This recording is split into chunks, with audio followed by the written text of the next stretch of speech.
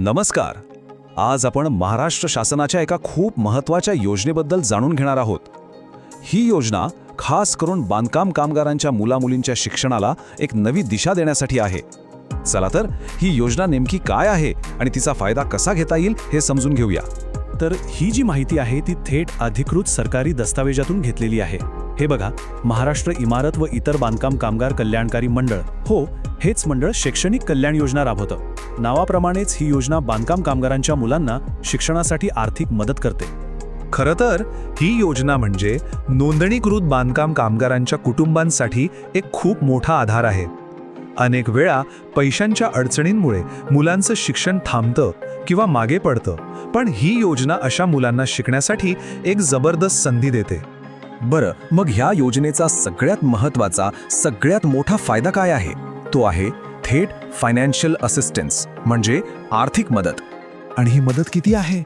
तर पात्र विद्यार्थ्यांना मिळतात पूर्ण 10,000 रुपये. विचार करा, पुढील शिक्षणासाठी ही किती मोठी मदत होऊ शकते, नाही का? अर्थात ही मदत एका विशिष्ट शैक्षणिक टप्प्यावर दिली जाते. म्हणजे जे विद्यार्थी 10वी किंवा 12वीची परीक्षा यशस्वीरित्या पास करतात ना, त्यांच्यासाठीच ही योजना आहे. चला, आता सगळ्यात महत्त्वाचा प्रश्न, या योजनेसाठी पात्र कोण आहे, म्हणजे एलिजिबिलिटी काय आहे? याचे नियम अगदी सोपे आहेत. आपण एक एक करून पाहूया. तर यात मुख्यत्वे 3 अटी आहेत. पहिली अट, ही योजना कुटुंबातील फक्त पहिल्या 2 मुलांसाठीच आहे.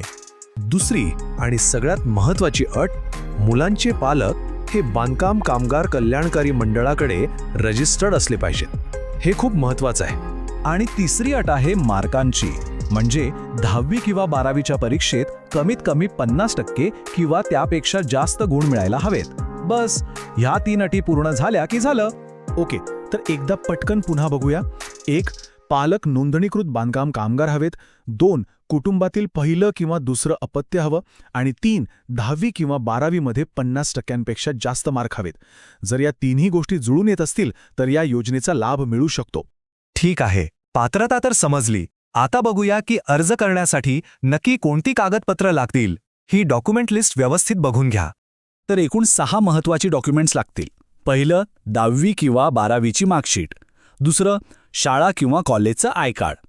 तिसरं, चालू वर्षाचं बोनाफाईड सर्टिफिकेट, म्हणजे हो हा विद्यार्थी आमच्याकडे शिकतोय असं एक पत्र. मग चौथं, आधार कार्ड. 5वं, एक हमीपत्र म्हणजे सेल्फ डिक्लेरेशन. आणि 6वं म्हणजे रेशन कार्ड. बघा, ही फक्त कागदपत्रांची पूर्तता नाहीये. या योजनेचा उद्देश खूप मोठा आहे. तो म्हणजे शिक्षणाच्या माध्यमातून पुढच्या पिढीला ताकद देणं, त्यांना सक्षम करणं. त्यामुळे हा अर्ज फक्त एक अर्ज नाही, तर त्या मोठ्या ध्येयाकडे टाकलेले एक महत्त्वाचं पाऊल आहे. तर ही सगळी माहिती पाहिल्यावर एक प्रश्न नक्कीच पडतो की 10-12वी नंतर मिळणारी अशी आर्थिक मदत खरंच एखाद्या विद्यार्थ्याचं भविष्य घडवू शकते का? त्याच्या स्वप्नांना एक नवा आधार देऊ शकते का? विचार करायला लावणारी गोष्ट आहे, नाही?